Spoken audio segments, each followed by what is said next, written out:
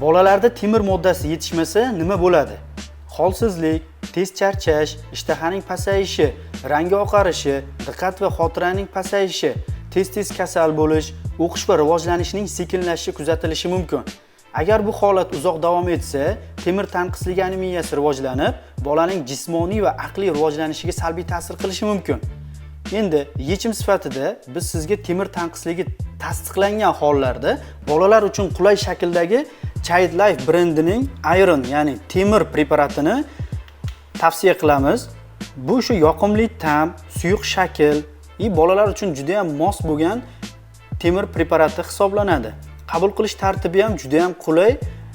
0 yoshdan, ya'ni o'sha bolalarga chaqaloqligidan boshlab berish mumkin.